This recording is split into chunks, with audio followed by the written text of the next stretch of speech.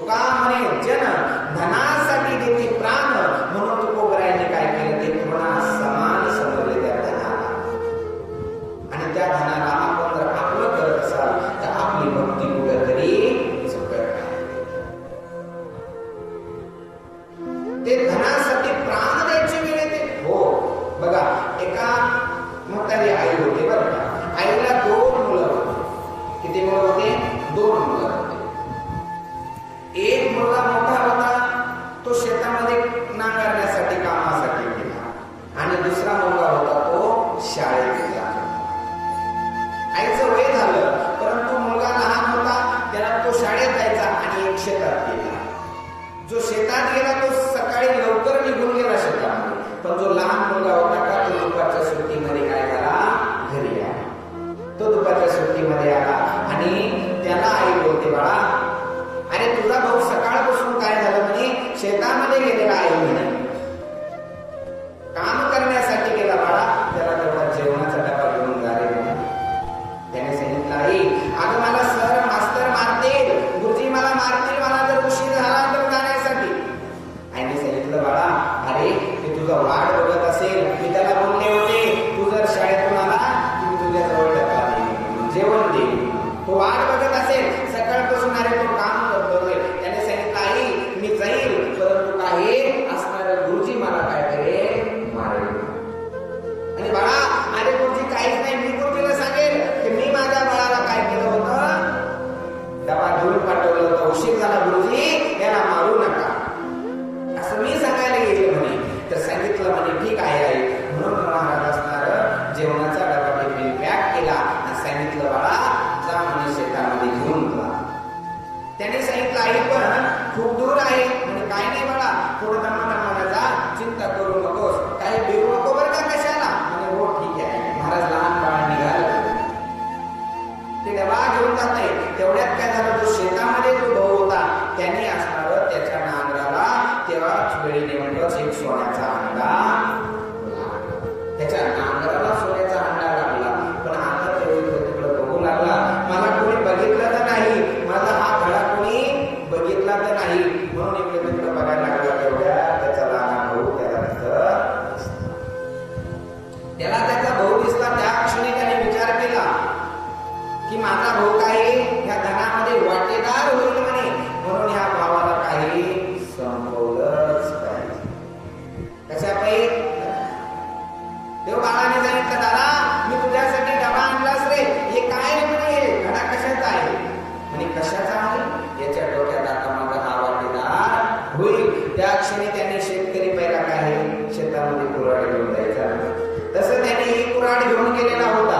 त्याने आता काय केलं, आता आपल्या भावाच्या पाठीमागे कुऱ्हाड घेऊन पडला की असणारा म्हणे याने काय जो माझ्या धनामध्ये वाटेदार होईल, म्हणून कोणताच विचार केला नाही. दादा अरे मी तुला डबा घेऊन आलो, मला नको हे तुझं धन, मला तुझ्यामध्ये वाटा नको आहे, तरीही त्याने विचार केला नाही. आणि आपल्या भावाच्या डोक्यामध्ये कुऱ्हाड, ह्या धनापैकी भावामध्ये विरोध तयार होतो, हा तयार होतो. कारण धन हे धन तुका म्हणे, धनासाठी तुका म्हणे जन धनासाठी देती प्राण. काय त्या धनापै भावामध्ये ही वार होतो. आज लहानसं बाळ आहे पण धनापै त्यालाही मारून टाकलं. महाराज आई घरी वाढ बघते, माझं बाळ काय येईना, माझं बाळ काय येईना, म्हणून काही वेळ झाला आई आता खाली टेकत टेकत टेकत टेकत माझ्या बाळाला कुठं घाबरलं तर नाही, कोणी कुत्रे कोल्यांनी धरलं तर नाही, म्हणून बघत शोधत निघाली. आई जाते, आई जात आहे, आई जात आहे. परंतु आता शेताच्या आगरी जवळ आली आणि बघू लागली तर महाराज हा तुझा मोठा भाऊ त्या घड्याजवळ काय होता, बसलेला होता. आणि रक्ताने असा त्याचे हात भरलेले, कुऱ्हाड भरलेले, छोटा भाऊ तिथं रक्ताच्या थारोळ्यात पडलेला होता. छोटासा भाऊ रक्ताच्या थारोळ्यात बघितला, आईचं काळीज भरून आलं. अरे बाळा हे काय केलंस तू म्हणे. अरे त्या बाळाने तुला खाण्यासाठी आणलं आणि तू त्याला मारलंस. म्हणून त्याला आता विचार येऊ लागला काय की म्हणे आता तर आई काय करेल, ही गावामध्ये ही सांगू की याने धनासाठी काय केलं? भावाला मारलं. आता त्यांनीही काय केलं महाराज? पुन्हा विचार केला, आईलाही संपवलं. आता आईला संपायला निघाला, आईच्या मागे कुऱ्हाड घेऊन पडला. आई म्हणते, बाळा, अरे मी तुला लहानचं मोठं केलं रे, अरे तुझ्या धनासाठी नाही रे, अरे मला तुझ्या धनाची, आईला कधी धनाची अपेक्षाही नसते. आई वडिलांना मुलांच्या धनाची अपेक्षा नाहीये, फक्त माझं लेकरू सुखी असावं एवढीच आईला अपेक्षा असते बरं का. पण आपण मुलांना असं वाटायला लागलं, त्या मुलालाही तसंच वाटायला लागलं की माझी आई आहे सगळ्यांना सांगल आणि धनामध्ये काय वेळ वाटेदार होऊ शकते, त्याचा भाव कसा झाला. आणि त्याने मी काय केलं? आईच्या पाठीमागं पडला आणि आईच्याही डोक्यात कुऱ्हाड, आईलाही संपवलं. कशापायी? फक्त धना. मी एकदा आता एक क्लिप बघितलेली होती बरं का. तर त्याच्यामध्ये काय झालं माहितीये, त्याने आपली आई एवढा सांभाळ करते, त्या आई एवढा सांभाळ करते, पोटाच्या लेकराला असं सांभाळते, स्वतः उपाशी राहील काय, पण आपल्या बाळाला कधी उपाशी ठेवत नाही. कोण? ती आई. ती आई कधी लेकराला उपाशी ठेवत नाही. परंतु हे काय झालं माहितीये, त्यांनी आईला चालता येत नव्हतं बरं का. काय? आईला चालता येत नव्हतं. त्यांनी असणारं आईला काय केलं, असं धरलं आणि आईला धरून वरती छतावर नेलं. कुठे नेलं? वर घराच्या मालदावर छतावरती नेलं. आणि नेल्यानंतर काय झालं, असणारं आईला वरती नेलं आणि वरतूनच ढकलून खाली नेलं आणि पुन्हा घरामध्ये येऊन जेवायला बसला. लोकांनी आगळावाडा केला, अरे अरे तुझी आई पडली, तुझी आई पडली. सत्य घटना आहे बरं का. तर आई पडली म्हणून हा अगदी निश्चिंत, याची पत्नीही करा आणि हा निश्चिंत जेवण करतो. महाराज तोही कुठला आई पडली, पुन्हा त्याने असा शोक दाखवला, त्याच्या बायकोनाही त्या आईच्या सुनानाही असा शोक दाखवला की जसं यांना काहीच ठाऊक नाही. आज असणार दोघंही गेले. आता काही दिवस ही गोष्ट अशी दबून राहिली की आई स्वतः, परंतु झालं काय माहितीये, असणार याची एक छोटीशी चूक झालेली होती. काय चूक झाली होती माहितीये? काय चूक झाली होती माहितीये? त्याने त्या आईला तर खाली लोटून दिलं, परंतु ज्या आईच्या पायामध्ये चप्पल होती का, ते आईची चप्पल घालून तो खाली आला. काय चुकी होती? आईची चप्पल घालून तो खाली आला. मग ती चप्पल वरून त्यांनी विषय काढला. मग आईची चप्पल घरामध्ये कस काय, असा ट्रेस काढला. नंतर तिथले सीसीटीव्ही कॅमेरे चेक केले. हा स्वतःच आईला वरती घेऊन गेला आणि आईलाच काय केलं याने, ज्यावेळेस त्याला विचारण्यात आलं, काय रे बाळा असं काय केलंस तू, त्यांनी सांगितलं, अशी सत्य घटना आहे. त्यांनी सांगितलं, माझ्या पत्नीचा आणि आईचा काय होत नव्हतं, कधी जमत नव्हतं म्हणे. तिने एकदा नाही, दोनदा नाही, अनेको वेळा त्याला टॉर्चर केलं, अनेको वेळा त्याला सांगितलं काय का म्हणे, आईला संपवायचं, आईला संपवायचं. पहिल्या वेळेस मला बोलले म्हणे, मी तिच्या कानामागं मारले, परंतु तो हात कोणाच्या हातचा होता? तिच्या हातचा.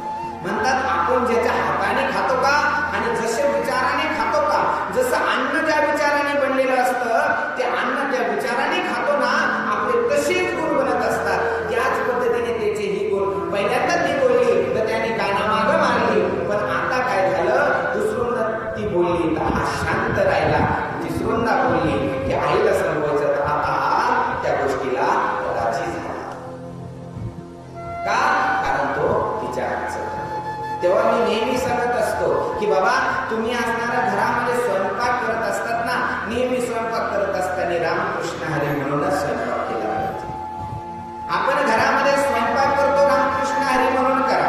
आपण घरामध्ये सुरुवात रामकृष्ण हरीने करा, तर दिवसभर काय असतं, आपल्या घरामध्ये सात्विकता निर्माण होत असते. जे अन्न आपण सेवन करतो, भगवंताच्या नामस्मरण करत करत बनवलं, तेच गुण आपल्या शरीरात उतरत असतात. आणि त्याच गुणाप्रमाणे आपण शिव्या देऊन बनवलं तर दिवसभर ते अन्न सुख देतं का? कधीच सुख देत नसतं.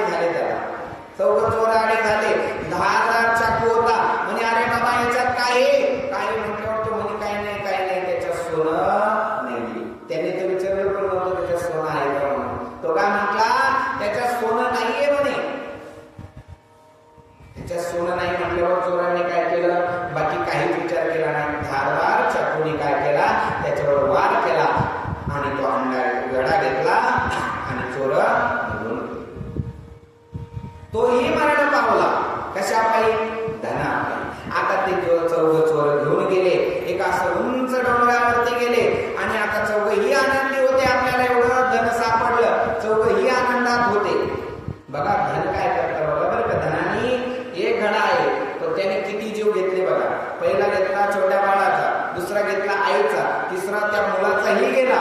आता बघा असणारे चोर मस्त डोंगरावरती घेऊन गेले, पाण्यावर घेऊन गेले आणि सांगितलं बाबा आता काही म्हणे आपण सगळेजण मिळून हा वाटा करून घेऊ म्हणे. हे वाटा करू, परंतु आता या धनामध्ये वाटे करायचे म्हटल्यावर काहीतरी गोड बीड व्हायला पाहिजे ना. जुन्या काळामध्ये काय असायचं, ज्यावेळेस काही भावाभावांमध्ये वाटणी व्हायची ना, पहिले पुरणपोळीचा स्वयंपाक केला जायचा.